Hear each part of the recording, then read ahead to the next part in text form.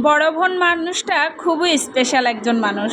আপনার জীবনে বড় বোন আর একজন আসছে মানে মায়ের পরে আপনার পাশে আরেকটি ছায়া আছে, যে আপনাকে মায়ের মতো আদর ভালোবাসা মমতায় আঁকলে রাখতে পারবে। বড় বোন থাকা মানে হলো সৃষ্টিকর্তা আপনার প্রতি একটু বেশি সন্তুষ্ট। এই বড় বোনটি ঢাল হয়ে আপনাকে সকল বিপদ আপদ থেকে রক্ষা করবে। বড় বোন থাকা মানে হলো মানি ব্যাংক।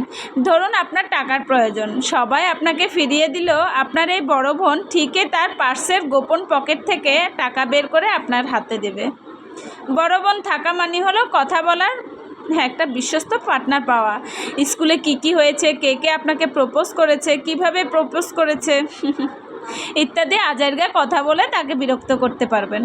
আপনার একজন বড় বোন থাকলে আপনার কখনোই আর কথা বলার পার্টনারের অভাব হবে না। আপনি তার সাজগোজ থেকে শুরু করে খাবার দাবার সব কিছুতেই ভাগ বসাতে পারবেন। আপনার আলাদা করে বিউটিশিয়ানের প্রয়োজন হবে না, সে আপনাকে ভূতের মতো করেও হলেও ঠিকই সাজিয়ে দেবে।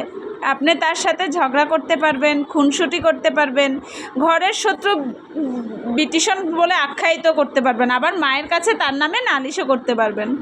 এই মানুষটা আপনার জীবনে ঠিক কতটা জুড়ে থাকে আপনি কখনো বুঝতেই পারবেন না।